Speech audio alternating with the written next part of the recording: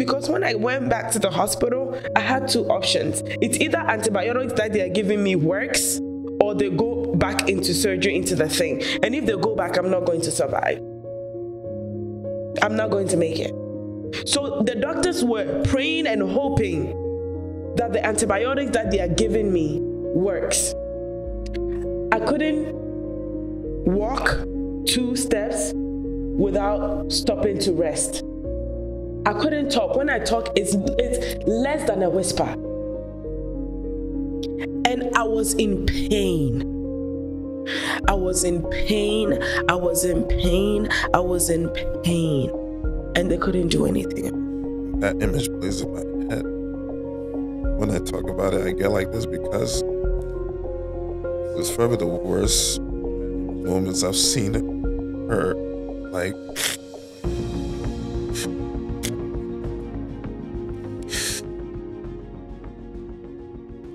if you're watching this video and you have not subscribed to this channel, then I don't know what you're waiting for. Please subscribe to this channel because we have mind-blowing testimonies. We've shot some amazing testimonies that we can't wait to just release it. We are releasing once a week. Hopefully, eventually, we'll be able to release 2 or 3 times in a week. So please click on the subscribe button and click on the notification bell to get notified each and every time I release a new video. And also, if you're looking for a team, a media company to shoot your commercials, to shoot your weddings, to shoot your parties, or to give you some headshots for your flyers and everything, reach out to my team. That is DH Multimedia. On Instagram, you can DM us or you can give us a call and we would take a very good care of you. Let's get into the testimony. Welcome to another episode of the Dennis Benzo Show. Last week, we met Clint and Angie. They told us about their story, the ups and downs. And today, once again, we have them on the podcast. Welcome, Angie and Clint. Thank you. thank you. So last week we talked about how you guys met, the ups and downs. And before we even start, I would say, like, I salute you, Clint. We were talking about this before we started, and it's like not every man would actually, I would say 99.9% of men would just leave because of the intensity of everything that happened. It's that when it comes to spiritual attacks and stuff, people, even family members would say, Charlie, you know, yeah, you're on your own. They'll force you. They'll be like, leave, da da da da da. So before we start, like, how did your parent take all of this? How was your family? Like,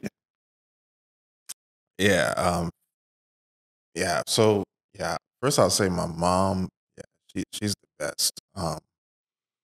There was never any thought of her saying, like, leave, you know. She kept us both in prayer. Like, every night she would pray for us. Like, in the middle of the night, 3 a.m., she would pray. That's the first thing she would do when she wakes up, is pray. And then she would also pray in the morning, early morning, before she goes to work for us. So she's also part of why I kept going, because whenever she calls, she'll check in. She even make food because, you know, I suck at cooking. So, you know, when at the time she couldn't do much, she would, you know, cook food, make stew, you know, jollof, like, a lot. She's the type that she would stand and cook side, you know. But yeah, she played a big part, like, on how, like, I was able to easily take it one day at a time, and she kept encouraging me and stuff like that. That, you know, God knows what He's doing, and we're just gonna keep you, or she's gonna keep us in prayers. And so that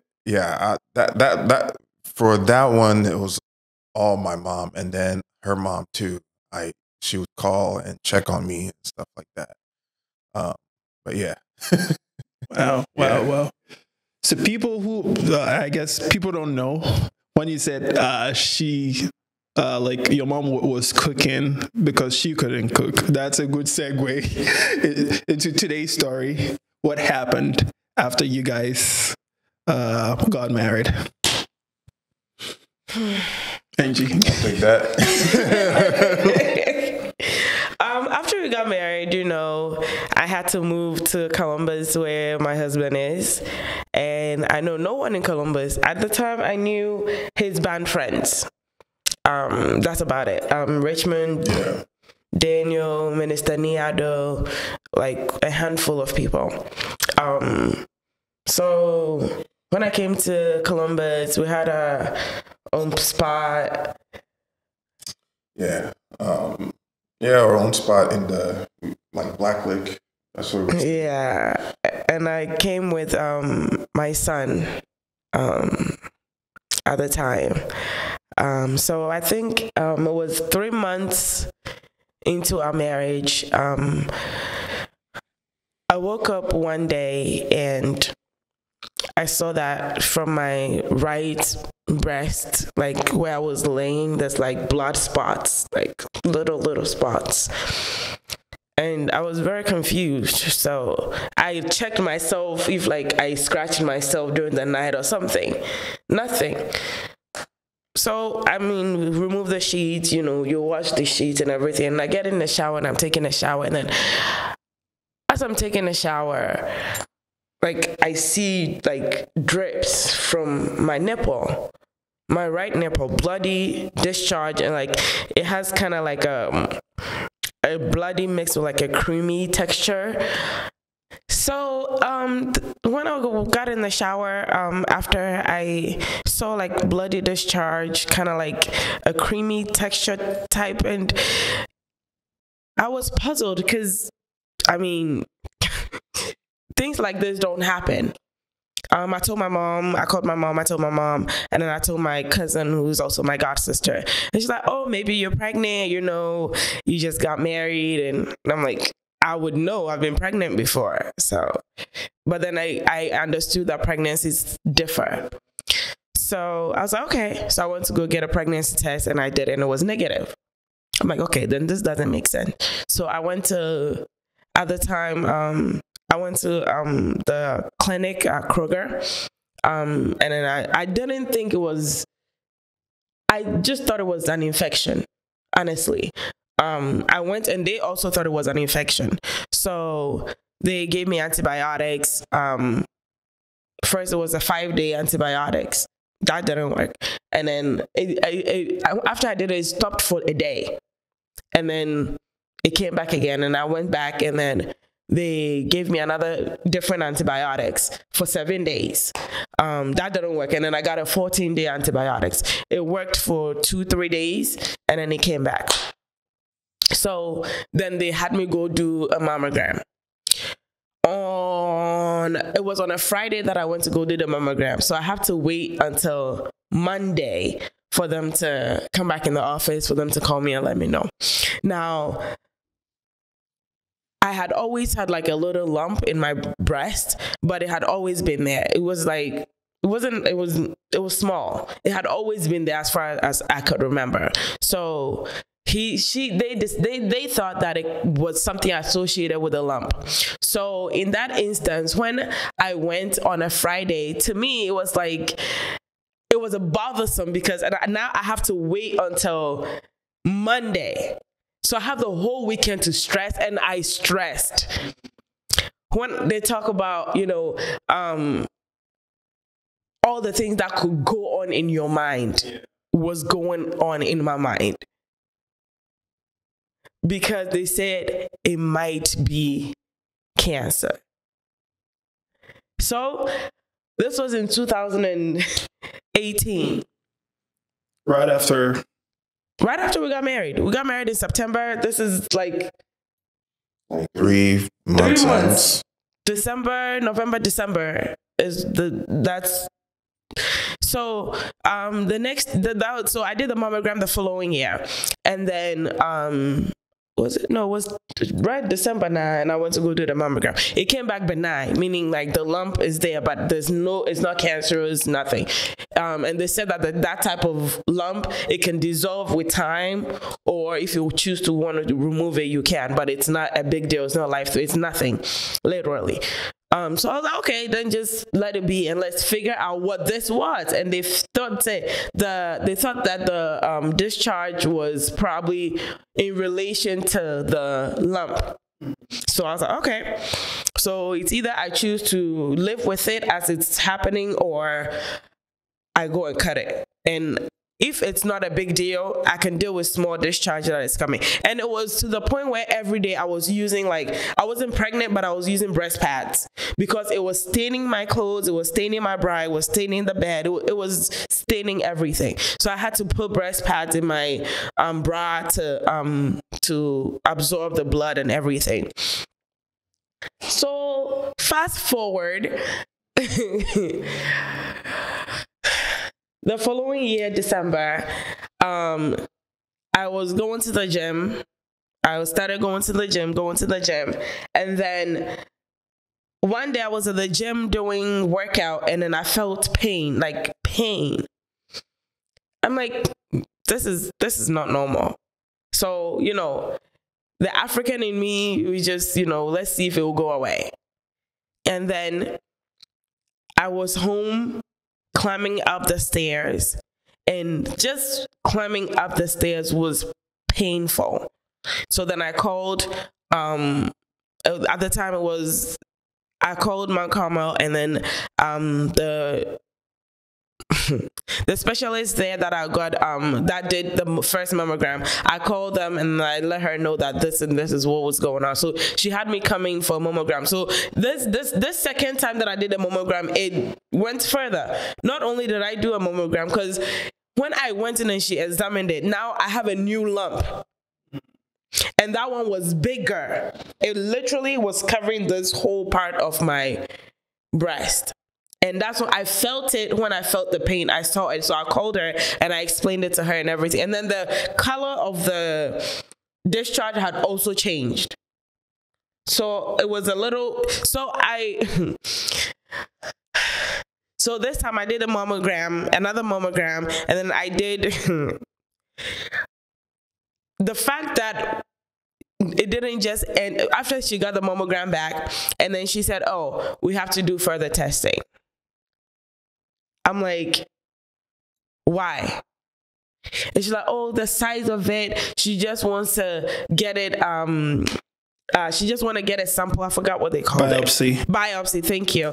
She wants to do a biopsy to see what is causing it, what is going on there. Okay. She did a biopsy. December 2nd, 2019. I was at work. And then she called.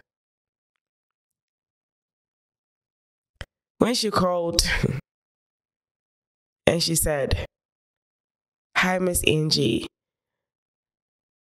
Are you able to talk? And I said, oh yeah, I'm at work. I'm about to close. It was literally end of day. And she go, okay. I'm sorry to tell you, but the test came back and it's cancerous. It's a progressive, and it's a stage 4. Oh my. From it's being benign to being stage 4. For those who don't know stage 4 is, it's like we have stage 1, 2, 3, and the last stage is 4. And the 4 is like, it's pretty bad, like spreading.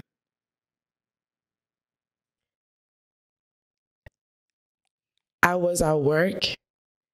After she said the word cancerous, I didn't hear anything else.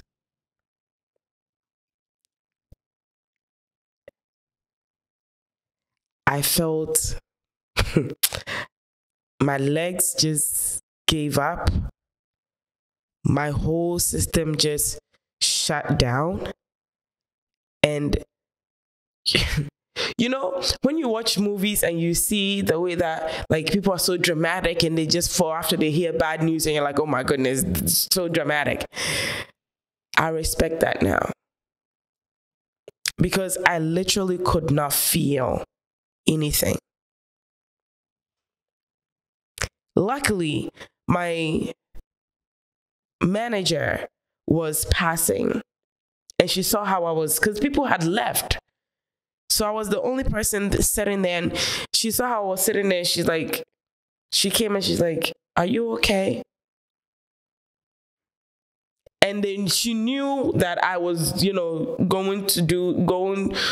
all these appointments and things like that. So she kind of just like knew that it wasn't good news because of the mood I was in and tears coming down my eyes. Like, I don't even remember if I was crying, but there was definitely tears coming down my eyes. And she pulled me in and she was like, "It's okay, you're going to be okay." She has had it. She has gone through it. Her mother had it, so she had it. But for me, no one in my family has breast cancer. No one in my family has any type of cancer. And it's so funny how I'm not in the age bracket to even get cancer. It's not in my bloodline. No one has ever had it, so it shouldn't have even happened to me. That should have never happened to me. So when that happened, that day, I drove to work. Of course, I couldn't drive. So I called my husband. I called Clint and I was like, "Where are you?" And he's like, "I'm about to leave work." And I was like, "Can you come get me?" And he's like, "What's wrong?" I'm like, "Just come get me." And he could tell from my voice that I had been crying. And he kept saying, "What's wrong? What's wrong? What's wrong?" And this is not something that I want to tell him whilst he's about to drive. This is not even something I want to say over the phone. So he came to pick me up. When he came to pick me up, he could see from my face. As he's driving off the parking lot, I remember it like it was yesterday.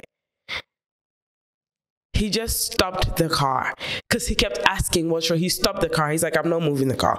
What's wrong?" And then I told him.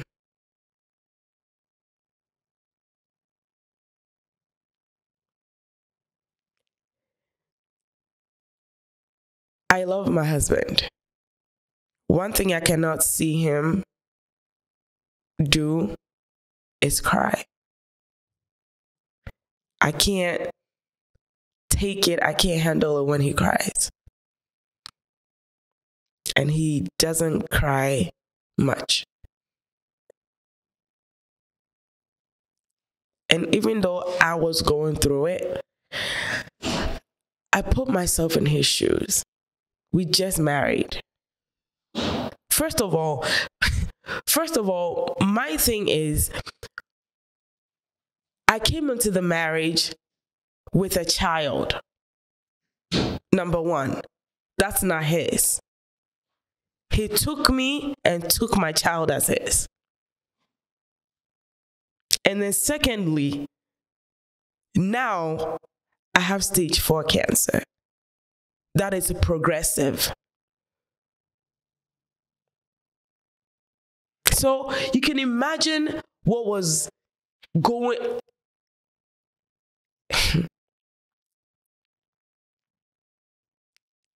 in that moment. And it's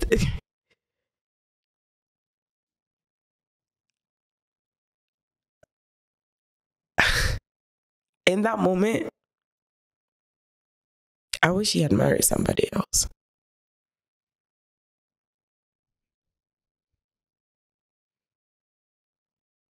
Why? Because you thought you didn't deserve him? I did not. And he didn't deserve to go through this.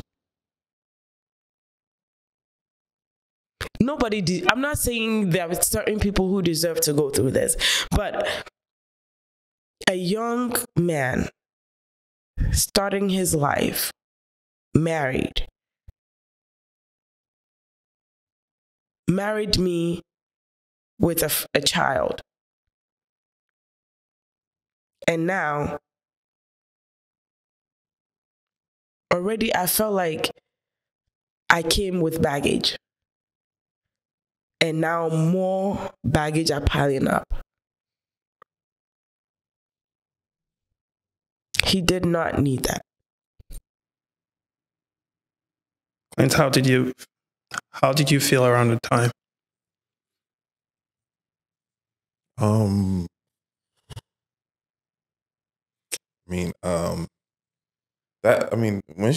she first told me that, yeah, I don't cry much. Normally for me, it's something that I don't want to show in front of, my wife, because it just, I want to be strong. yeah, so I've always been that type. So I think that one was really tough to take because it didn't make sense. How can this happen? Or why did it happen? But Did you blame God? Did you question God? yeah, a lot. I did. I did. I did. Yeah. There was moments where I was upset with them, but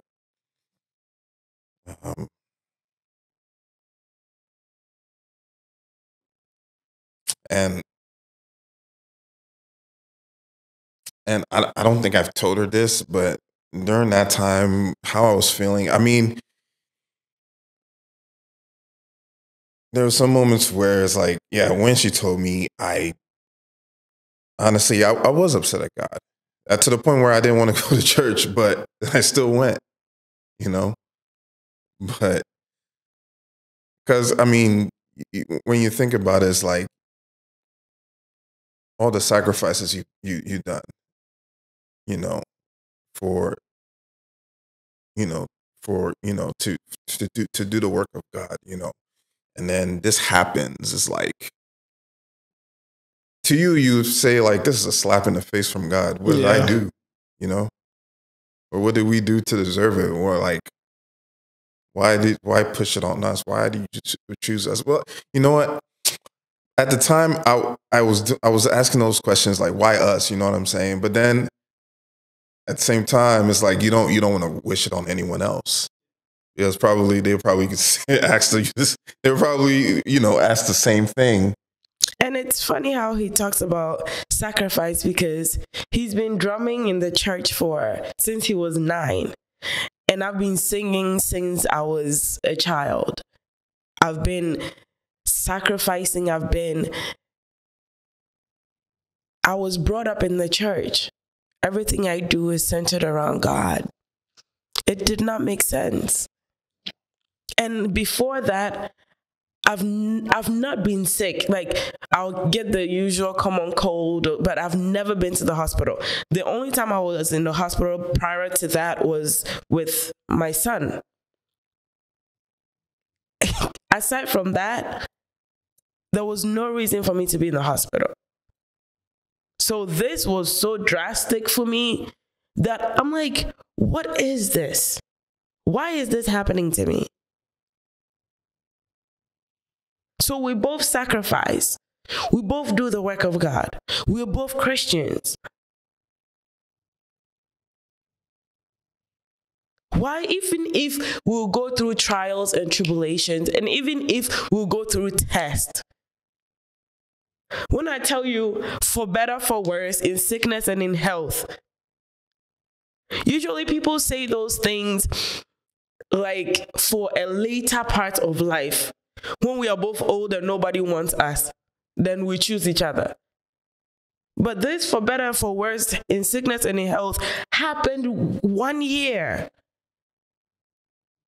Within the span of 1 year, just 1 year. Whilst usually couples are starting to get to know each other, you are still in the honeymoon phase, trying to figure each other out. The thing is, normally something like that would happen is if you get to like more of the elderly age. Yeah. 30, 40 years, 50 years down the line, yeah, you can see stuff happening like that. It doesn't have to be cancer, but like, of course, the older you get, things happen. Yeah, things can happen, but you wouldn't expect it to happen earlier as 1 year after being married and stuff like that. So it just doesn't happen. Yeah, that time, honestly, it was just like, yeah. Yeah, like how I was I was so mad. I never would have thought I can get upset with God, but I did. I was just mad. Mm-hmm. So from there, how did things progress? So from there, they said I have to do chemo first, and then they'll see if I definitely have to do surgery, but they want to do chemo first and then surgery, and then we'll do the radiation. And I said, no, I don't want to do chemo because I know what chemo can do. So I decided to get a second opinion. So I got a second opinion. The second opinion I got, the doctor I got an oncologist, and then I got a breast doctor, surgeon, and she's Ghanaian. So I was able to express everything to her. And my oncologist, I told him, these are my wishes. I don't want to do chemo. If we can do the mastectomy, like literally cut off the whole breast and take out the lump, because the lump was big at the top. Come to find out, after they had cut the... Anyway, so if we can do the surgery and then later find out that I still need chemo, then we'll go down the line. But I'm not going to go through chemo. That's going to literally deteriorate me, and then still have to do surgery, and then still have to do radiation. So he said, okay, that's fine. We can do the surgery, and then if we need to do chemo, we'll do chemo and all those things. In March of 2020, I did the surgery. They did a mastectomy. And it came back, I had 5 lumps in that one breast. They took out about 28 lymph nodes. And when they said it was progressive, they meant progressive. And now the lump that was supposed to be benign, including all the other lumps, were now affected. And then they later found out that the cancer, the discharge that I was having, was actually cancer presenting itself. But because it didn't have anything to present in, they couldn't tell that it was cancerous. Yeah, that's the thing with cancer. It sneaks up on you because I know, like, it starts with, like, because I did research. No, honestly, I did research, and how cancer starts in the breast, it usually starts from here. Yeah. Like on the side here. And with time, it develops. So, of course, it's not going to be detectable because it starts very small, but the symptoms will show. Like, of course, what she said, the bloody discharge and kind of the yellow, mixed, that kind of deal. So it sucks. I wish they could have found out then, then waiting until it got to stage 4, Yeah, because I don't know if they would have to, if at the time, I would have to had my whole breast cut off. At the time, I think if at that, because usually cancer at that starting stage, if they caught it at that point, it wouldn't have progressed to the 4 stage. You wouldn't 4. even need to cut your breast off. Yeah. They can just take care of it. I forgot I don't know if it's chemo or I don't know what it is. But the thing is, because of my age bracket, unless I literally present, there's nothing they can do. Like, they can't go in invasively and check unless I present the fact that I have cancer cells. So that's what I'm saying. The first one that they did, if they would have done a biopsy, or I don't know if they would have seen it in the first lump. If it's benign, there's nothing they can do. They can't say, oh, let's do a more invasive thing to figure out what's going on. Like, it's not possible. But were you guys upset, like, thinking about it, like, God, you know all things. You knew it was cancerous. So why didn't you, like, tell the doctors, like, why didn't you make them find out that it was cancerous and you made it wait till like stage 4? Oh no, there's no why do I have it? There's no why did you wait for it to progress? No, why do I have to have cancer? Why am I the one who have to? And the thing is, when you tell, or when people, especially like my manager, my supervisor at my work, they're like, oh, Angie, you're so strong. If anybody can deal with this, it's you. Excuse me. And a lot of people were saying that. I'm like, I'm sorry. Is there a specification of the type of person that is supposed to be able to deal with cancer? Because I don't get it. Strength has nothing to do with you dealing with cancer.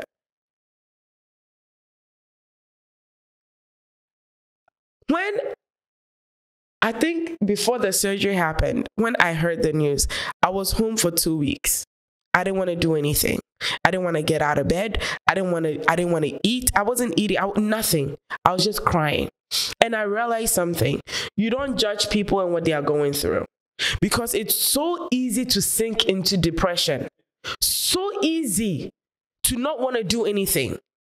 The hard thing to do is to decide to get up every day in spite of whatever you're going through and still make it. So when you see people out there and they are going and they are still striving, you don't know what's going on in someone's life. You don't just get up and you judge. Because I was at work and I could just break down and just start crying. Someone can just look at me and say something, not understanding what is going on with me. So going through this thing, already I don't like talking about people, because you never know what's going on in people's life. But it has taught me that people are fighting battles that you don't know. I've decided that if I have an opportunity to make someone smile, I'm going to take that, because you might be the only opportunity they have to smile that day. You might be the only thing standing between them choosing life and death. For all you know, someone is waiting to go home to kill themselves. But maybe something that you might say will encourage the person. They will not do it. Because this life is hard. Not everyone is wearing their battles on their sleeves for you to see what's going on. It took a lot for me to decide to get up out of bed.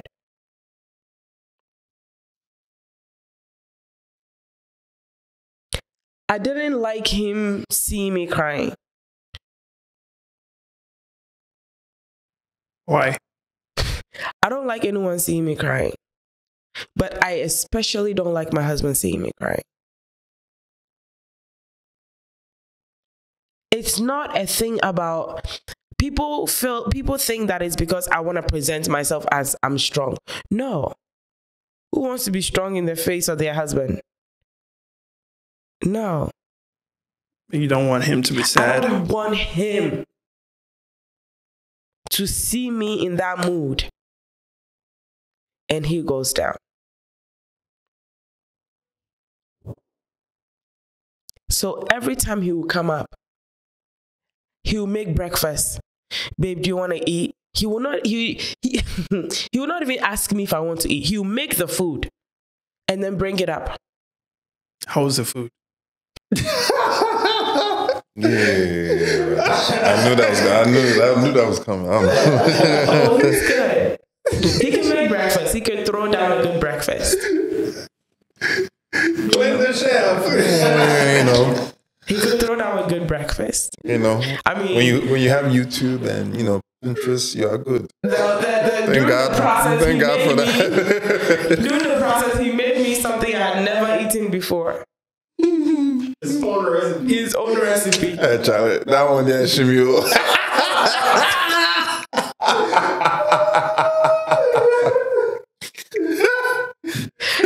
But I remember it was after the surgery. I had come home and I couldn't do a lot of things because I was cut here and here to do a flap.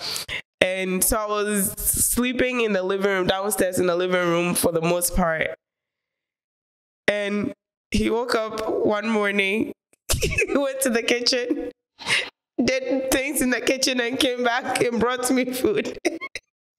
Babe, I made you French toast. Toasted bread with syrup. Look, I made that it with so much confidence, and like, you know, me and myself, before even doing it, not even going to see how it's made. I made it with such confidence. Nice and toast bread, and I made sure it was brown.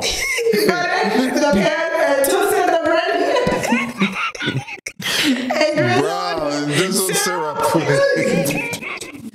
With eggs and sausage on the side. At least there was eggs. At least there was sausage. Oh my goodness. I looked at him and I was like, oh. And you know what? She was just like, because when I said French toast, I was like, her face was like, her eyes was like, you know, open. That's because that was one of the first moments I was actually able to eat. Oh, okay. Because when everything happened, my appetite just kind of shot. So when I came home, because of the surgery and everything, I wasn't eating well. And I didn't want food. I honestly didn't. But when he said French toast, I'm like, okay, that's something that I would want to eat, because it's not an everyday thing that we eat. But when he brought it, I ate it. You could ask him. I ate his syrup and all. I ate it. Wow. And then that's when she told me, no, she didn't tell me. You sent me a Pinterest on how it's really made. I remember that. I taught you how to make it. And she taught me how to make it. So I was like, okay. Since that day, nah. I asked him, I'm like, so the French toast I make for you, this is what it looks like. So from that point, when she taught me, was when I was like, okay, I'll keep this in mind. And he never missed since. He has never missed. So I can throw down. If you want pancakes, any flavor, I got you. Chocolate chip, blueberry, strawberry, banana. Yeah, since that day he has not missed. But after the surgery, and they came back and they said that they took out about 20-something lymph nodes. I think 28 lymph nodes, and they were all cancerous. So it had traveled. And that's why the first opinion was saying that it was progressive. So that means chemo is coming in. Right from that appointment, I think I was so excited that day going to that appointment. That was after the surgery. I think it was 2 weeks after the surgery that I could actually be getting up and stuff is when I went to the appointment. So when I went to the oncologist, I was so excited. I recorded the whole conversation. Because I was so excited to hear, oh, now the surgery is done. There's no chemo. There's no radiation. And then he said, we took out 5 lumps and 28 lymph nodes, and they are all affected with cancer. So we have to do chemotherapy. I just started crying.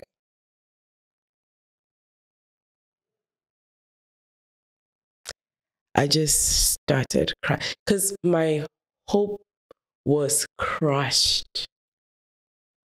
And I was like, in my heart, I was like, God, why? Why? Fine, I have accepted it. I've done this should have been it. Why do I have to go through this? Right from there, I didn't go home. I went straight to church. I went straight to church. I said, God, this is the altar I served you at. Here is my service before you. Why am I going through this? This is where my husband played, and this is the spot I stand to praise and worship you. Why do I have to go through this? Why do I have to go through this? And he said it so vividly. Get up and go do what I have told you. And I was crying. In that moment, the crying ceased. It's like being criticized by your father. In that moment, I couldn't cry again. It won't come. It just ceased. I got up. At that time, I was connected to like tubes that were draining I think 3 of them. Was it 6? No, it was 4. It was 4? No, it was 5. Wait, 1, 2, 3. It was 4. Probably 4. It was 4. Because I had the 2, 1 here. Yeah, 2 on each side. Yeah. It was.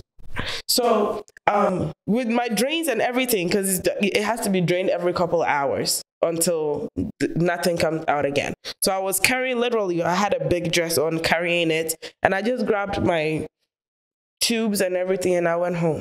And I went home and I went to go sit on my bed. And I said, okay, now I'm home. Come and let's talk in the confines of my home. You have shut me down in your, where you reign, your domain. Now my home. Come and let's talk. And I said, if you don't get rid of this, I'm not doing anything. I'm not doing anything. What calling? Do you not see this chapter of, like, do you not see this? Or what's going on right now? You don't care. No, I'm not doing it. I won't do it. I don't care. Then let it kill me and then I'll come and meet you up there. And you tell me how disgraceful it is for you to sit up there, for cancer to touch your daughter, and for this cancer to bring me to you. Then we'll both be looking at each other. I won't do it. My spiritual father in Boston called me because I stopped praying. I stopped praying. I will listen to, like, I'll let the worship song play and everything, but you know, I will not be praying. I'm not going to be singing. I'll just go about my way. The only songs I listen to were gospel songs. So they will play all right. But I will just go about my day. I won't wake up and pray again. I don't want it. If you don't deal with this, I don't want no part of everything, whatever you have called me to do. I don't care. I don't want to. My spiritual father will call me, Angie, what's going on? I said, Daddy, what do you mean? How are you feeling? I'm okay. Any dreams? No, nothing. Angie, what's going on? Nothing, Daddy. Nothing. He'll pray with me because I wasn't going to complain. I wasn't going to say anything. Nothing. And I was done. When I'm done, I'm done. I won't complain about you. Like, in terms of, like, when I'm dealing with someone and I'm completely done, I will not complain about you. You can do whatever you want. Okay, what is your life? And mine. You're over there, I'm over here. You will not even notice that I'm done with you, but I'm done. So you were done with God? I was done with God. You weren't singing at church? I wasn't going to church at the time because of everything that was going on. And it's so funny. After I came out of the surgery, Corona hit. Oh. Yeah, that's when the whole world shut down. I came out, I went into surgery. Sunday, I sang on stage. I danced because I was dancing. Because I said, God, I'm dancing so that when I go, my surgery was the following morning at 5 a.m. I had to be there like 4 something. I was dancing because I'm like, God, I will go there and then they'll tell me that, oh, it was a mistake. I danced. Like David. To the point after church, someone said, oh, what, the way I dance on stage is not appropriate. They can't worship and praise God because it's not appropriate. But you don't even know what I'm going. This is the thing that I talk about. You don't know what I'm going through. The following morning, I was going into surgery. You have no idea. So, what fasting did I not do? I did 14 days dry, water fast. I did 7 days dry. I did 5 days dry, 21 days fast. What fasting did I not do? What prayers did I not pray? What is it? So this chapter of my life, have you just closed off? No, I'm not doing anything. So I was done. Apostle Akomia will call me and I was just crying. He's like, Angie, you don't know what God is going to use you to do. God is making you a mouthpiece. For what? To do what? I said, Daddy, please don't tell me that. Please, don't tell me. No, you need to know, you need to understand. That's why you're going. So I have to go through this before God can use me? It's okay, he shouldn't use me. No, it's okay. It's okay. He shouldn't use me. He can use anybody. Already, I don't want it. He can use anybody. Why do I have to go through this before God can use me?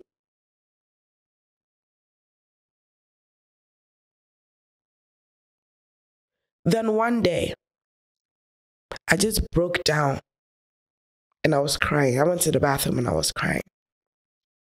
I don't know if he had heard me, because our bedroom and the bathroom was like kind of next to each other. So I was in the bedroom. I was still I was laying in bed, didn't want to do anything.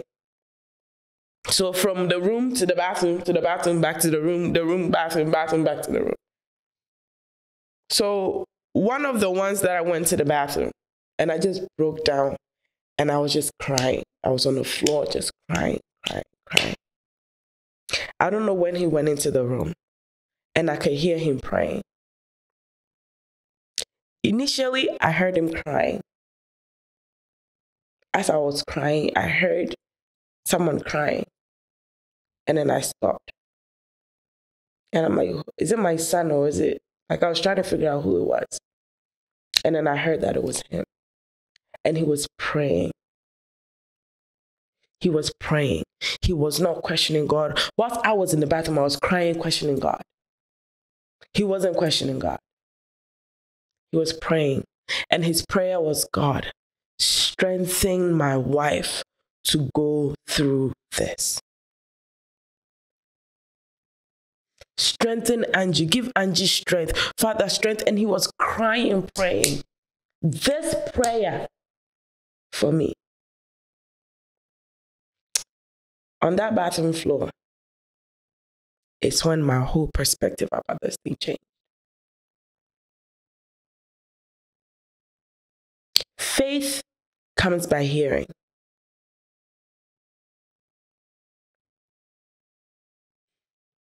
When I heard the way he was praying earnestly for God to give me strength to go through this, two things.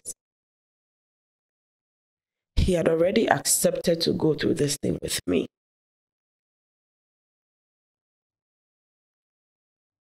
And he knew how I was feeling, what I was going through. He saw me every day sinking into depression. Every day. Giving up on life. Every day. When I heard that prayer, I started praying, God, give me strength. God, give me strength. God, give me strength. One of the days, I broke down and I was praying. And I asked God, everything that I have said against you concerning this thing, forgive me.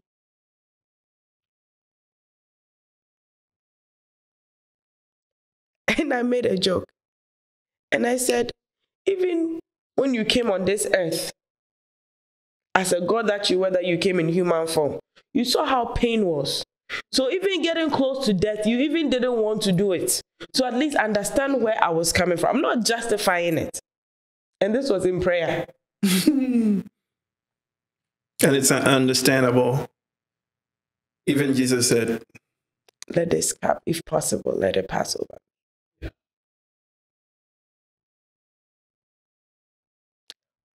Everything that was happening, I decided to change my attitude. I decided to change the way I think about it. I decided to change the way I deal with it. So I'll wake up in the morning and I'll put my makeup on. I'll wake up in the morning, get myself together, get myself ready. and I'll come downstairs. And it was during Corona, nobody was going anywhere. We'll sit down in the living room, and then we'll just be watching movies, dealing with things. Chemo started. I had to start chemo. And when chemo started, chemo is a demon. It's devilish. Because it takes so much from you. And it took and kept taking and kept taking.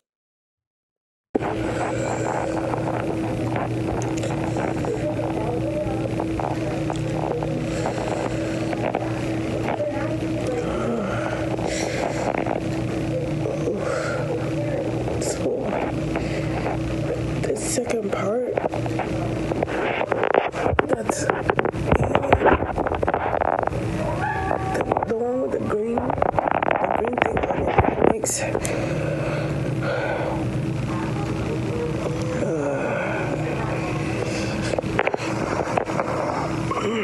so it makes my head like burn, like my scalp hurt, and my nose, like when I take in a breath, it burns, it hurts, even without taking a breath.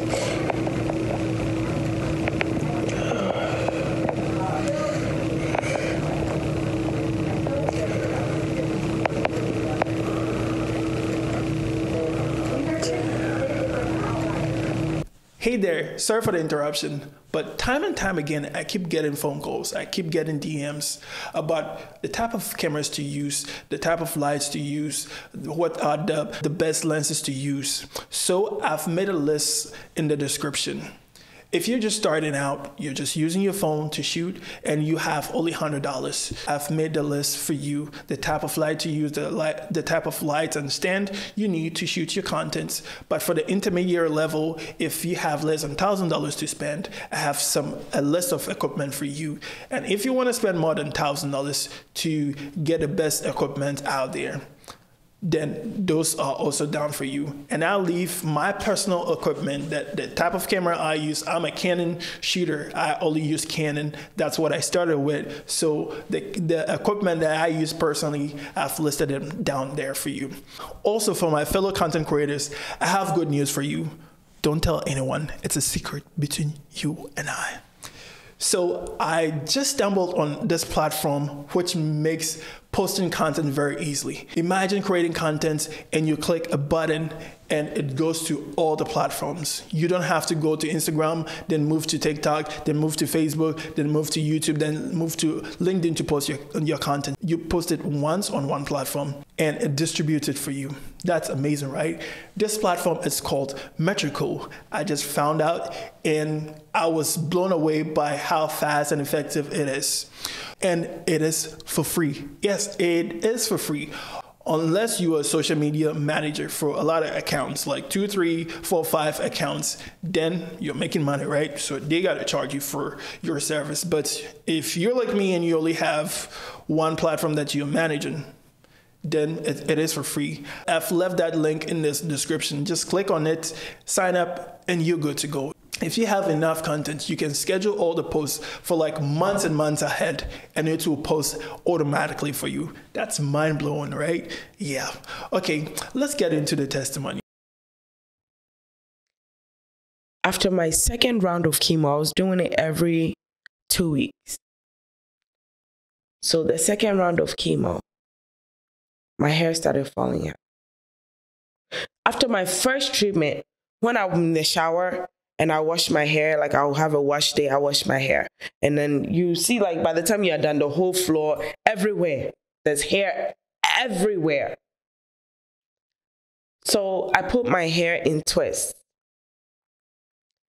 After the second round of chemo, I think the week after, the twist that I put my hair, I can literally lift the hair and it's hanging on by a few strands. Prior to doing chemo, I had done a lot of research. I have like seen people's YouTube stuff about, you know, going through chemo and things. So for me, I had mentally prepared for the bald head and everything. And I had outfits planned for like my bald head. I was up on my game with like headscarf wrap and all those things.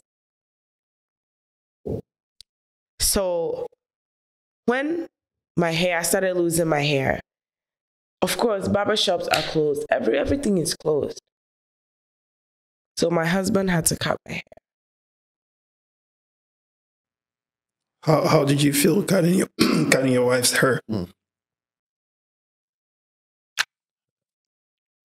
I mean, at that moment, it like, it's a good question because,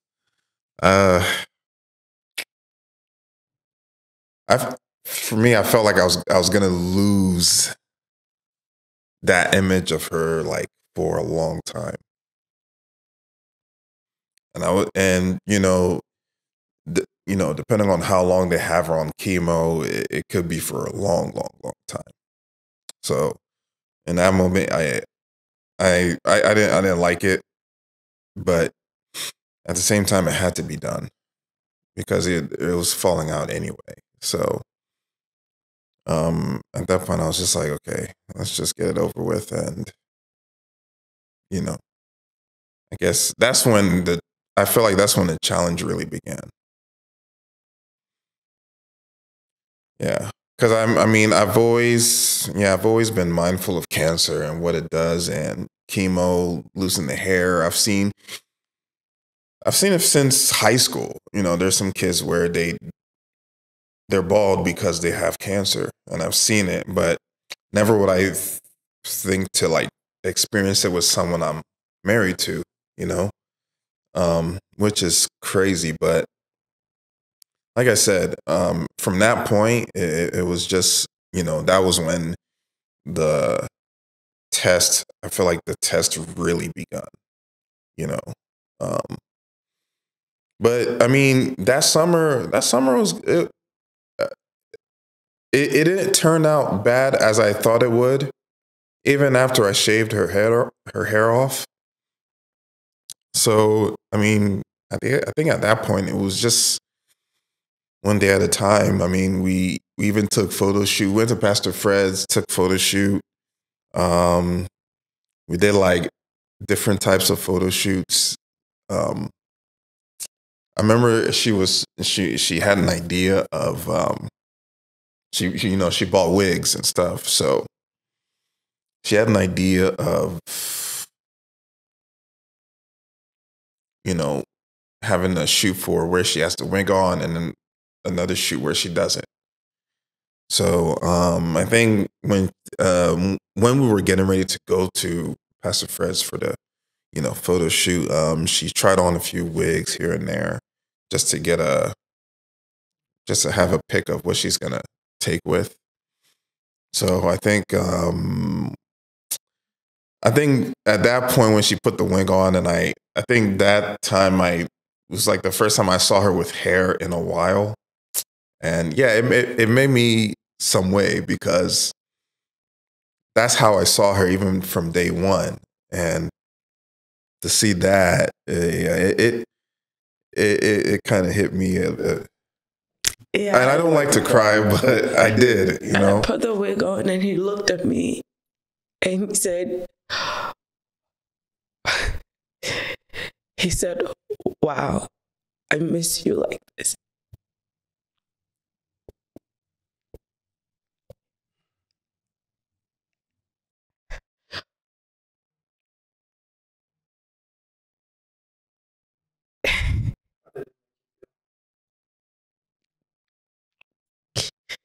My husband has always been big on hair, and I've cut my hair. I've done like shortcuts with like color and stuff, but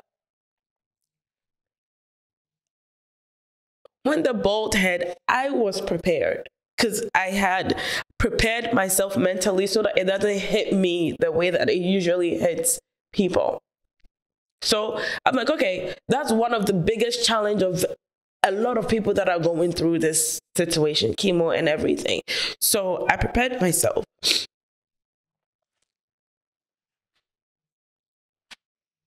When he looked at me, he said, "Oh my goodness, I miss you like this." It made me feel like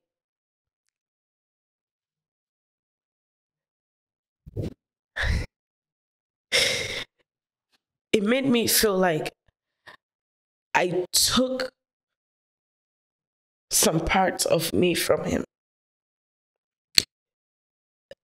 Not in the sense of that I caused what was happening, but in the sense of I was excited to rock the bald head without knowing how he was even going to feel. Because I was mentally prepared. And I never told him. From then on, I'll always ask him when we're getting ready to go somewhere. I'll always ask him, "Do you want me to wear the wig, or what do you want me to do?" And sometimes he'll say, "Wear the wig." And I never told him. Because with the chemo, my scalp and my pores are literally open. Like, it's like when the medication is going through, they give you ice, because it's like literally fire going through your head. Yeah, and it burns out your cells. So my pores in my head are open. Like my nails were different color, my tongue was different color, my feet, my palm, I was just different. I was sensitive to any and everything. So even all the scarves that I have upped my game on, I couldn't put scarves on my head. So when I put the wig on my head, it hurts. But I will do it for him. Because he's already losing enough. I felt like I was a defected. He got a defected one. Because he did not deserve it.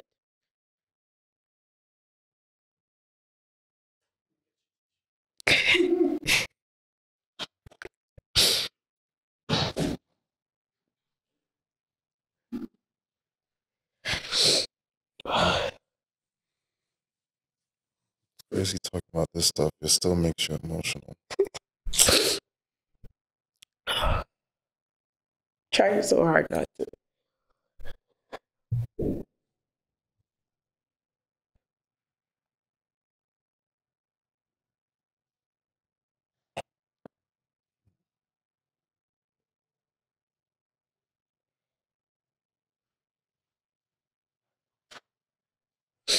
Thank you.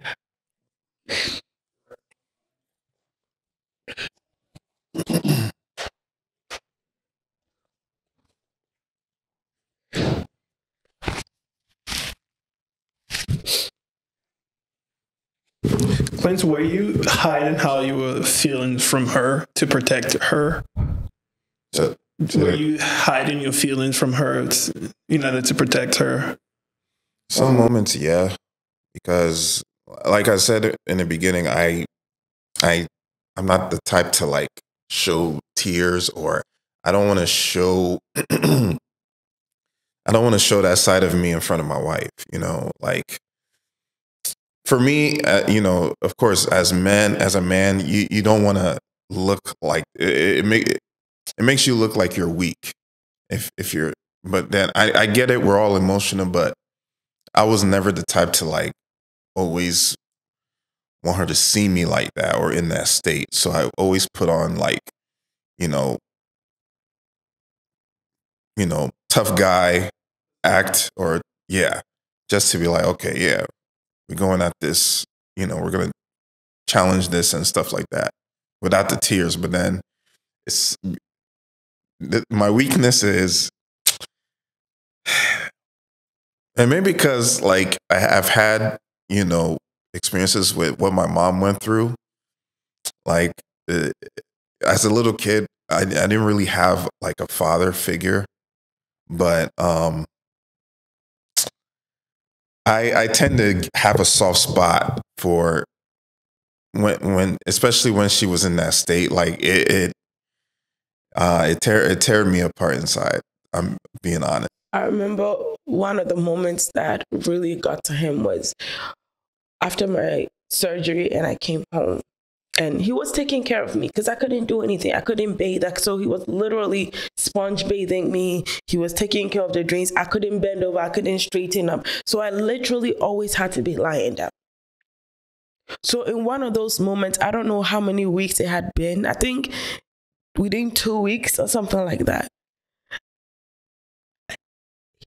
He said he came to find me lying down and I look lifeless. And I still don't remember what he's talking about. Like probably the worst moments I've seen. Because it's as if someone is lying there. It's like a corpse, but the eyes are open, like you're dead. Yeah, I still can't get it out of my head. Like, the moment I call her mom, I was so broken. Like, I called my mom.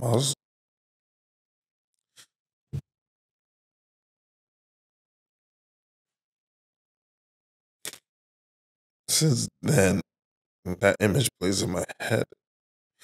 When I talk about it, I get like this because it was probably the worst moments I've seen her. Like, the moment I called her mom, I was just crying because I thought that I could handle it. No, I couldn't. I told her what was happening and I was crying. She tried to calm me down. I was in the bathroom just crying. I didn't know what to do. Like, at that point, I thought I was kidding myself. Like I was just lying to myself. Like, oh, I can't handle this. But and it's funny, come to find out that that whole area was now infected. We don't go anywhere. It was during Corona. Oh, the surgery. Oh, okay. This was after the surgery, the mastectomy. After they did the mastectomy, and I was home and I couldn't do anything. I was laying there, and he came and he said he literally lifted my arm, and my arm just fell like that. And it was an infection. So he had to take me back to the hospital. And the way I was, and he took me to the hospital, and in the hospital, because of Corona, he couldn't stay. So they told him to leave.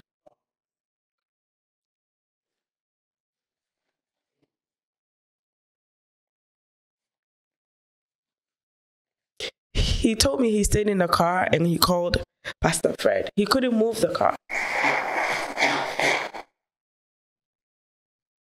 He called Pastor Fred. And Pastor Fred prayed with him, talked through to him, talked with him. And then he was able to move the car to home. And when I was in the hospital, like, I couldn't talk. In that moment, so when I do the things I do, people don't understand. Because when I went back to the hospital, I had two options. It's either antibiotics that they are giving me works, or they go back into surgery, into the thing. And if they go back, I'm not going to survive. I'm not going to make it. So the doctors were praying and hoping that the antibiotics that they are giving me works. I couldn't walk 2 steps without stopping to rest. And this was in the hospital. I couldn't talk. When I talk, it's less than a whisper. And I was in pain. I was in pain. I was in pain. I was in pain. And they couldn't do anything about it.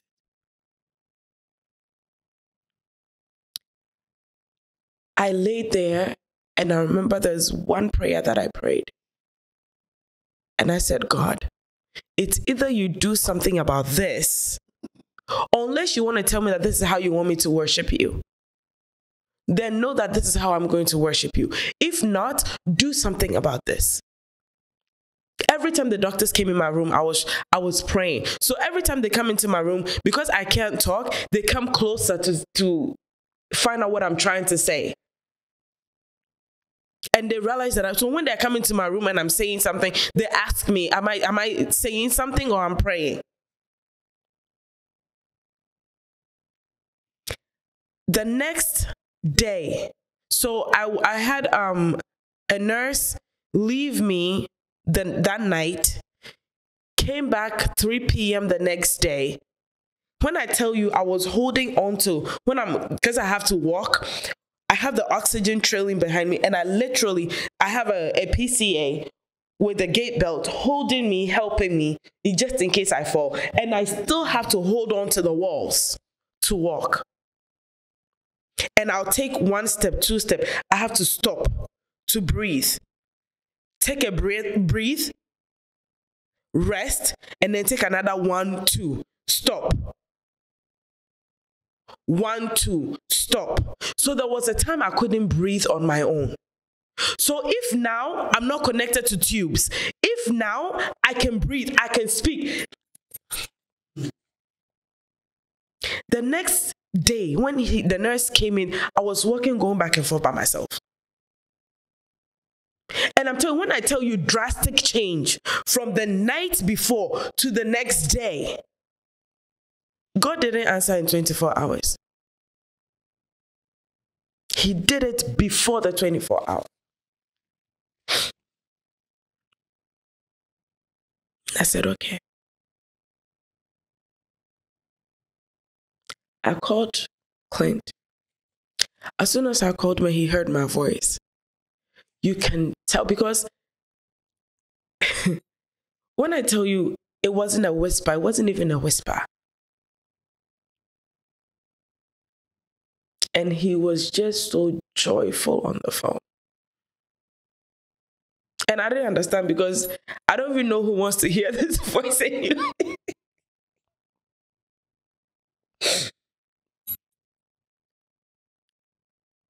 And he said, you have no idea how I have prayed to hear your voice again.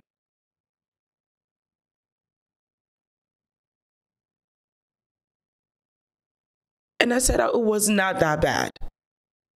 That's exactly what I said. It was not that bad.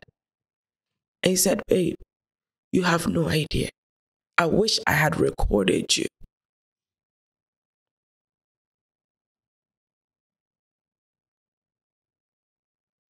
This thing, without a good partner, it might seem like I'm praising my husband. I'm not praising my husband. I'm just stating facts. I don't deserve this man. I'm not saying that I don't deserve to be treated or I don't deserve to be loved. It's not even in that context. I'm just saying, just the same way that this wasn't wished upon me, but I'm the one who's going through it. He doesn't have to go through it with me. That's what I'm trying to say. He chose. I didn't choose this. This is a man who understood the vows he took. This is a man who understands who he is in God and who he represents as the head of our household. He literally took that statement when God said, husband, love your wives as Christ loved the church, and gave himself for it.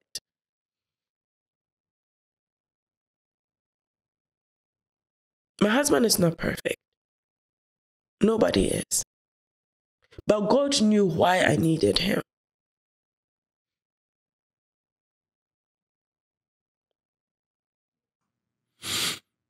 It's like we say life partner. And it's very true, because we are traveling through this journey called life, and if you don't have the right partner, you can't make it. And in your case, legit, you couldn't have made it. Without my husband, to be honest with you, people see me and they're like, oh, you're so hard, you're so tough, and you're so outspoken, and without my husband, I don't think I would have survived this thing. I don't think I would have been able to go through this thing the way I went through it. And like I was saying in the very beginning, like 99.9% of men would leave. Even if they don't leave, the things that they would do. Yeah. Because there are a lot of men that there's nothing wrong with you and they are cheating. How much more when there's a lot, well, for starters, with our background, we are Ghanaians. They'll be like, oh, you have a son. For Ghanaians, they'll be like, born one. Even if the guy wants to marry you, the parents would be like, no. The parents would say no. And on top of that, like with a lot of attacks, spiritual attacks, for that one, people will be like, run. They'll be like, hey, don't you see the red flags? Yeah, exactly. Yeah, I remember even when I told my mom that, she has David, her son. And I was shocked of her answer because I thought I was expecting her to be like, no, this one's not a good idea. You know what I mean? Like what you just said. But the answer she gave me was like, okay. And that means you have to take him in as your own. Wow. Yeah. Wow. Because I also know how it feels because I grew up in the same fitting or same environment. So I was shocked. I wasn't expecting that. I was like, okay. Most Ghanaians. Yeah, she's Ghanaian. She's like, Ghanaians like, you don't hear that. Nah. They'd be like, no. I think this was like, around 2017 when I was talking to her about it. 2017, yeah. Yeah. I wasn't expecting her to say that.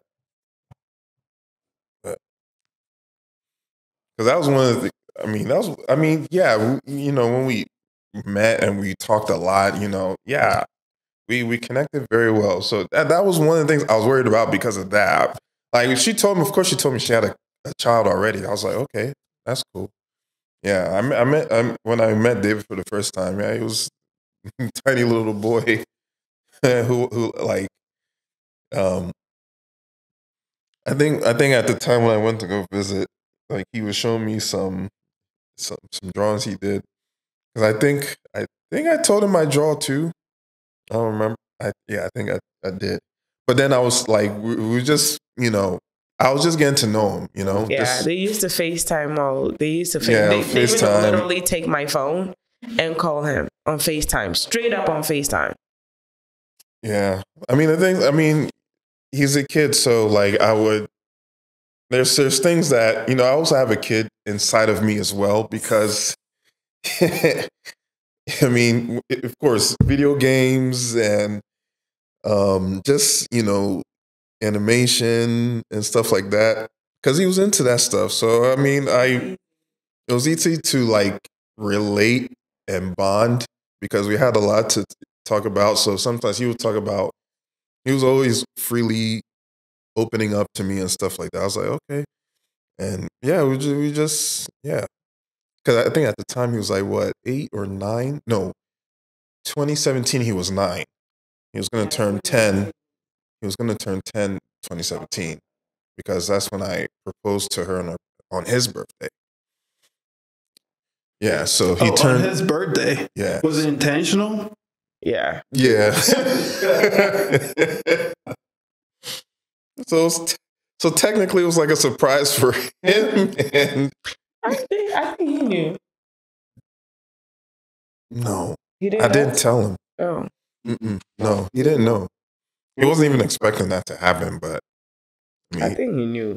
Nah, I didn't tell him. You might not have told him, but I think he knew. Anyway, no, I didn't know. But everybody else around knew. And because it was long distance, he just used that opportunity to come and celebrate with him. And also the same with the family around and everything. He used the opportunity. Since it was the birthday, you didn't see it coming at all. No. I felt like that was like the perfect time. Yeah, that was a perfect time. No, I did not. I did not see anything. I did not see anything coming. And it's funny how they all went about it. They were talking. My aunt is like. And the funniest thing is, one of her girlfriends were like trying to make it obvious. I'm like, you know, those people, man. Like, what are you doing? No, not yet. I'm giving you the face, you know. I'm giving you the face. So the Will Smith face, you know, when he be, or the Jackie Chan, you know, Rush Hour face, like, you know. But yeah, we've been on a journey. So it was after chemo. I was supposed to do radiation, and I decided to take a break. So I took a break. I hadn't seen my parents since this whole thing started. So we decided to surprise them. And then we took a trip since we were both working from home due to Corona. So we drove all the way to Boston. We surprised my family. And they weren't expecting us at all. As soon as we opened because Pa was still there. Mom saw when you got out the car, you were going. Yeah, but Pa was there too. Yeah, Pa was at the time. Pa was in Boston. Yeah, he was in Boston. He came after. Yeah.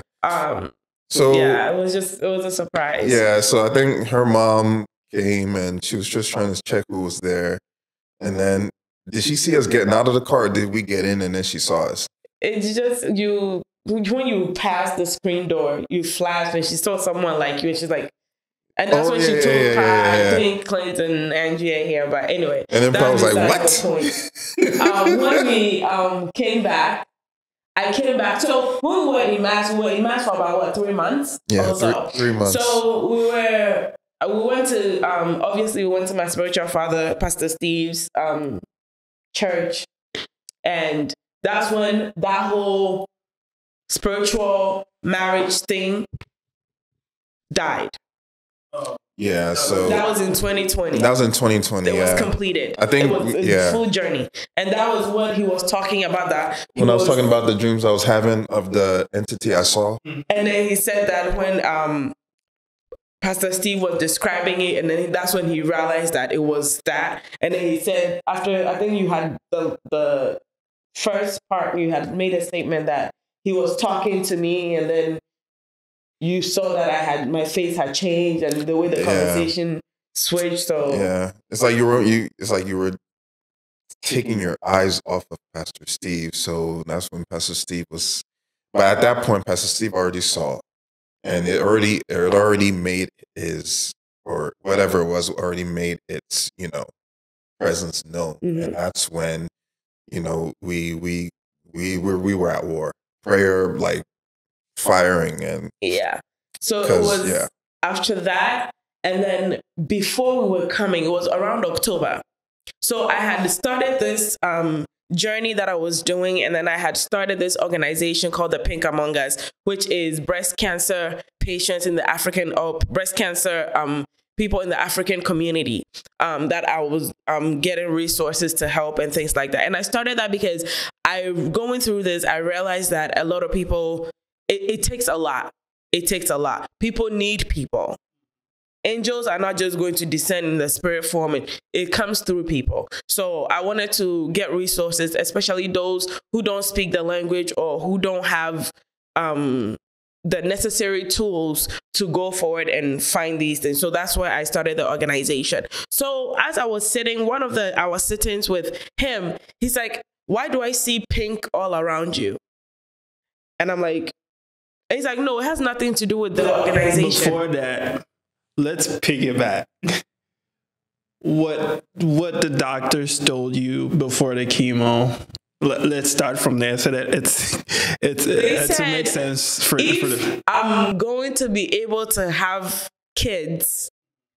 It's going to take, so I have to be on chemo, do the radiation, and then I have to be on hormone therapy pills for a span of 10 years, at least 10 years. And on that, there's no giving birth, there's no baby, there's nothing.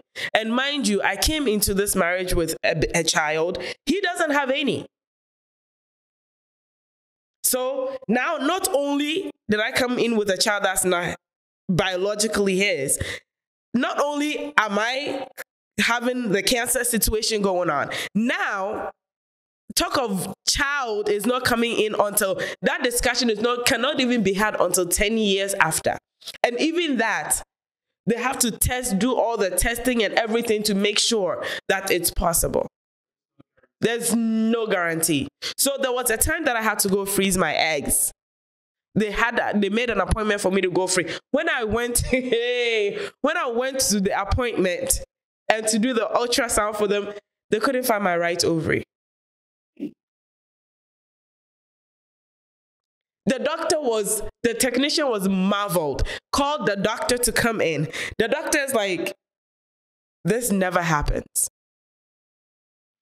And I said, so the technician didn't know what to do, went to go call the doctor for the doctor to come and see. And then, because he didn't know what to do. They thought the machine was broken. The doctor came in and he's like, this is weird. So he's just moving things in my stomach like, this is weird. I'm like, what's going on? He's like, I can't see your right ovary. I can't find it. And mind you, going through chemo kills your cells, including the eggs. And now they can't find my right ovary. When he said that, I said, oh, okay, no problem. I know where it is. What was it?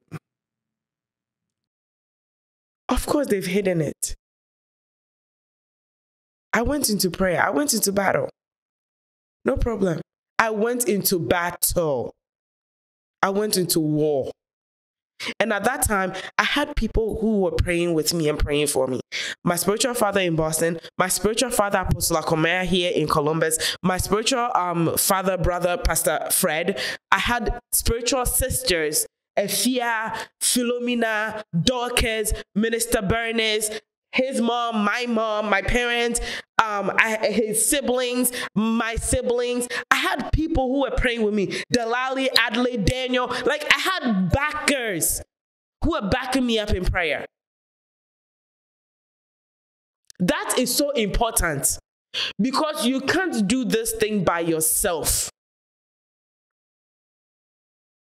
You get tired at some point. So, went through chemo, that is killing cells and everything. After the chemo was over, I took a break. We went to Boston for 3 months. A month and a half, a month later, my hair started growing. And it was growing. It was growing. It was growing like new, like baby hair, like new hair. So it was different for me from what I used to have. So the hair changes when it comes back. It changes. So it was different for me. I had to now learn how, because I was always natural, but this is a different texture of natural that I had to learn and everything. So we were in Boston for 3 months. And then before we were coming back, my aunt had a baby and made us godparents for the baby. When we were coming back, I took baby things from my cousin, like baby clothes and baby stuff, crib, changing, like I took baby stuff. We drove them back to Boston, back to Columbus. When we came, I had a different version of faith. Why? Because we met with Pastor Steve. Pastor Steve is like, what is this pink thing that I am seeing around you? And I'm like, Daddy, maybe it's the program organization. He's like, no, it has nothing to do with breast cancer. And then he sat there, he looked well. I don't know if he was trying to process what he heard or what he was seeing, but he just sat there, he looked, he's like, I'm seeing things like a pink, like baby pink, baby stuff, pink. I sat up, I'm like, Daddy, don't play with me. Like, don't play with my emotions. Because already they have told me I'm not going to be able to give birth for 10 years plus. Don't play with my, you know. It's like, no, I see a girl. You're going to have a girl. Mind you, before we got married, I had a dream. And in the dream, we were at church. We were at church, and then we had a car seat with a baby girl, sleeping in the car seat. He played the drums, finished playing the drums, came down to where we were sitting. The baby was sleeping and just grabbed the baby and sat the baby with him. And it was a girl. So when he said that, every time I prayed with that. I said, God, you already showed me. So what is the problem? Why are they now telling me 10 years plus? When he said that, when I came back to Columbus, I came back prepared. I came back in our room. I set up the crib. I set up baby, like the changing table. I was buying diapers. Like I bought clothes. I was ready. So 2 weeks later, we went to church. And Minister Bernice is like, you look like you've gained weight. Mind you, this whole time, I wasn't able, I couldn't eat. All I was drinking was like ginger infused smoothies. Like I would take a bite of something, 2, 3, I'm done. And I was so sensitive to so many things. Like people can be cleaning. Like I was sensitive to cleaning product, to strong food smell. I was sensitive to a lot of things. So I just figured all these things were just, it hasn't left my system yet. So she's like, you look like you've gained. I'm like, how is that possible? I haven't even been eating. So I remember that night, we went home, and I'm sitting there, I'm like, and the Holy Spirit's like, what can make you gain weight? And before we did the surgery, and they said that when they gave me the rundown of everything that could happen, and I'm not going to be pregnant for 10 years, I decided to get pregnant before I go do the surgery. So I went to go get ovulation kit. And when I tell you, we were going at it. And all the kits come with pregnancy tests. So the last ovulation thing I did, I didn't use the pregnancy test. So it was in the drawer. And I'm like, let me just test and see. I'm like, but it's too soon. Like, I just got off. It's not possible. So I took the pregnancy test out of the box. And I tested it. You know how you know that something is possible, but when you see it actually happen, you can't believe it. And I'm sitting there and my emotions are fluctuating. As I'm waiting for the thing to read, my emotions are fluctuating. And he was downstairs. I even have the video. I look at this, I'm like, So I called him. I said, babe, come here. I just started crying. And he's like, what? And then I just showed him the pregnancy test. He's like, what did you say? Your face, what it? What did you say? I said, open the front door. I'm just kidding. Shut the front door. And you know when these things happen, the devil will just crawl in your ear and start speaking to you. And right there, I'm like, maybe it's wrong because maybe this thing has been there and it has expired. So it's giving false positive. So it was around 11 something. We drove to Meyer because it opens to midnight. I bought like 5 pregnancy kits, test kits. And as we are going, I'm drinking. As we are coming, I'm drinking water, drinking. As soon as we go home, I pee. Positive. I pee. Positive. I pee. Positive. I pee. Positive. That night, he slept with it. I did? It was under your pillow. It was under the pillow. All of it.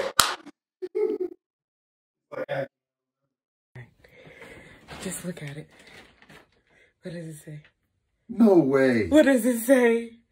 Shut the front door. Oh my God. I think I'm gonna cry.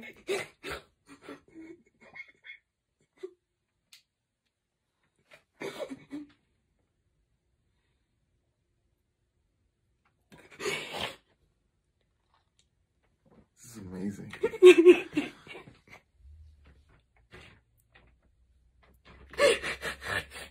Yeah.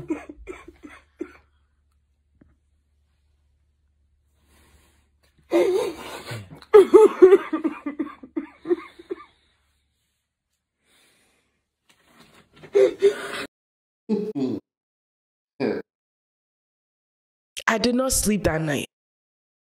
I could not sleep. I almost wanted to get up, go get another test and see if it's truly me. Do you know when I found out that I was pregnant? December 1st of 2020. I found out that I had breast cancer December 2nd of 2019. Literally a year, close to a year. Look at how God decided to reverse all that pain.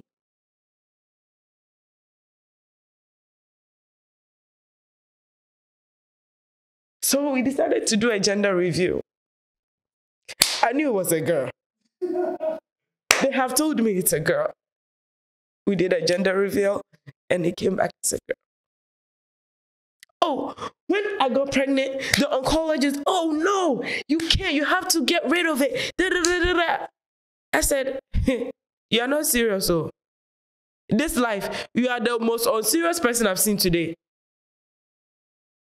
Oh, it's not healthy for you. The cancer you had was hormone prone and we haven't finished treatment and da, da, da. I said, oh no.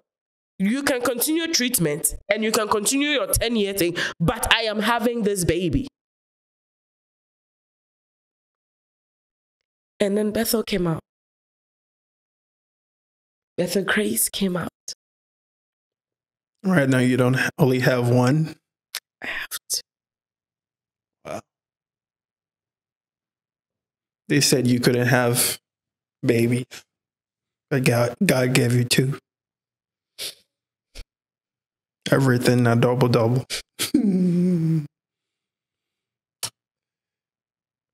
God turns what the enemy meant for evil, and he turned it around for your good. It makes the impossible possible.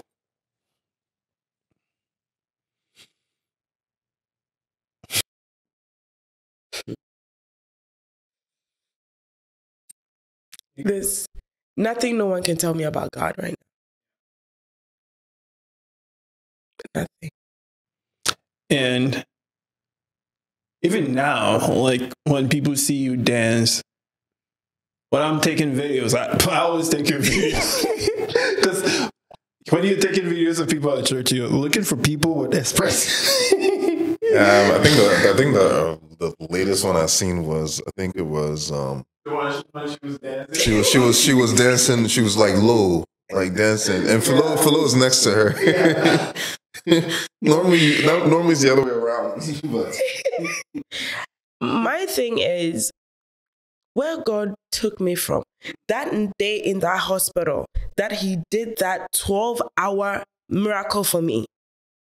And I was now able to walk back and forth with no one holding on to a gate belt that is strapped to me, without holding on to walls. I made a vow to God that this breath that you have given it back to me, I will not cease to give you praise ever. And I will be like David. And I will give you praise in the midst of the great assembly. Because I have to testify. Because there was a time I couldn't open my mouth to talk. So when I'm praising and when I'm worshiping, it's not because somebody might think that it's because I'm in public. Come and see me in my room. It is not a public display. It is what is birth, the overflow of what happens at home.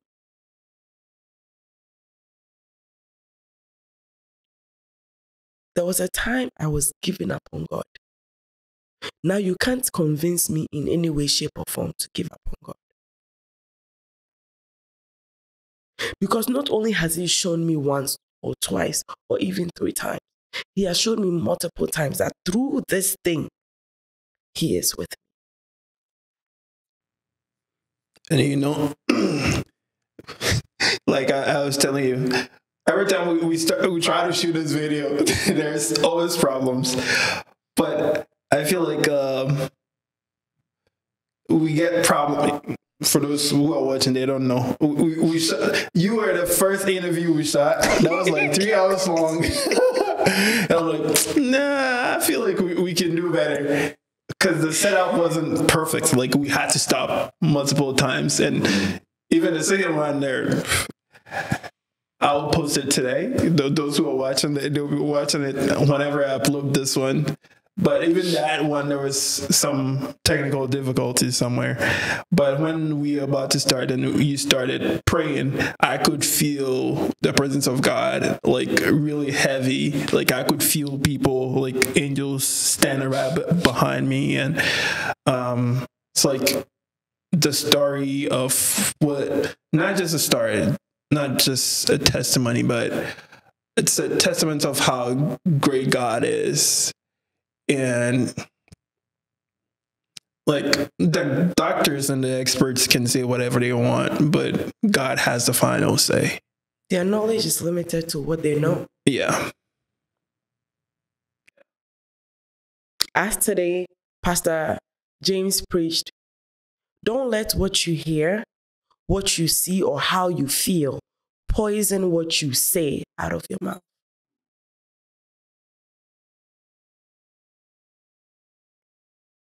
Life that we are living in, we live with it by words. Spirit backs every word. It depends on who you give your word to. And I will forever give my word to God. I could have died multiple times. I have tried to kill myself before. I have drunk medicines. I've made concoctions and drunk it to kill myself. God said no. I have drowned in a pool. God took me out.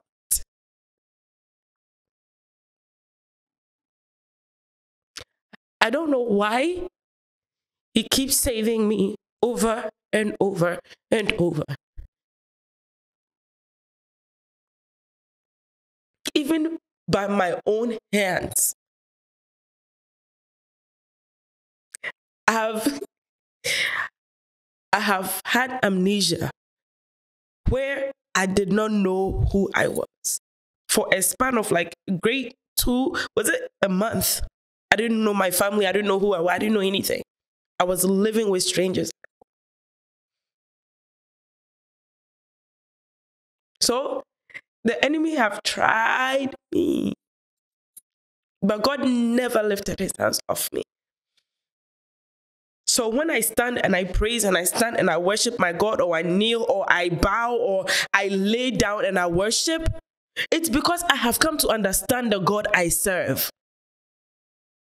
And any opportunity I get, I'm going to praise Him. I can never forget what God has done. And if He doesn't do anything else, what He has done for me and my family is enough. It's enough.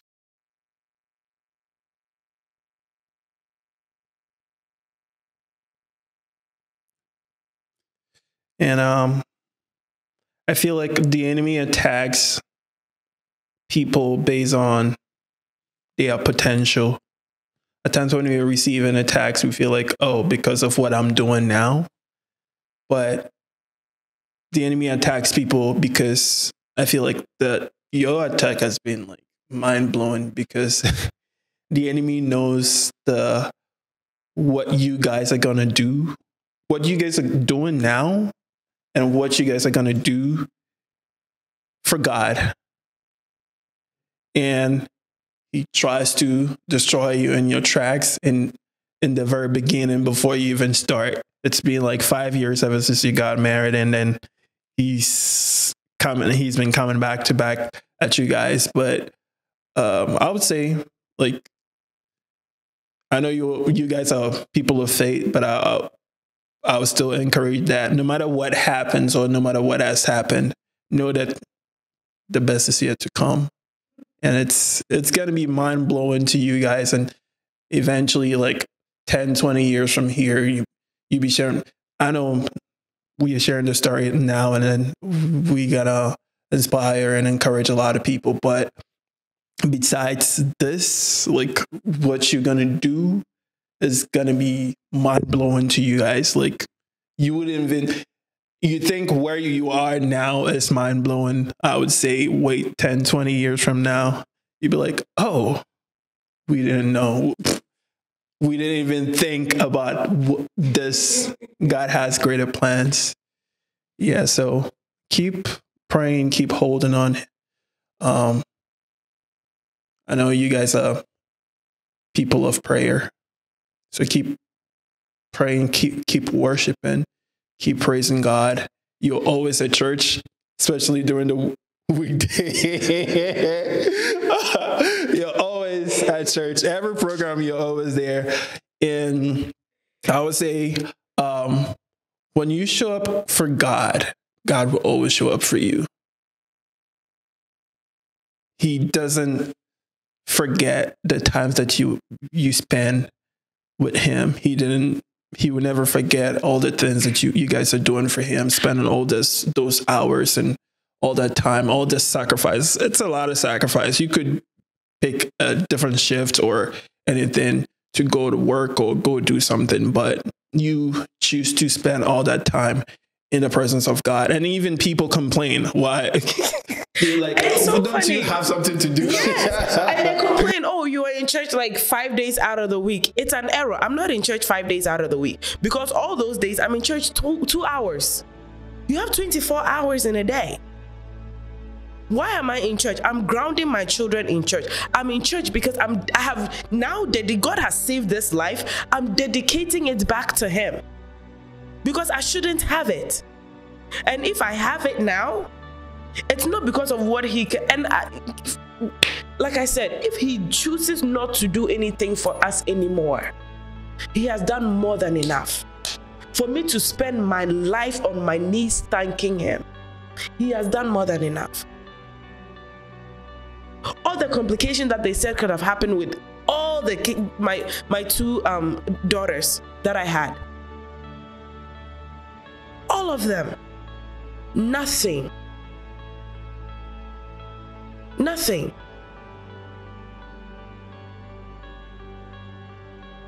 So I do the things I do to show my gratitude to God. That's why whenever someone says something, I just look at them and I'm like, you don't know what I've gone through. If you don't know my pain, you cannot understand my praise. And that's okay. It's not for you to understand.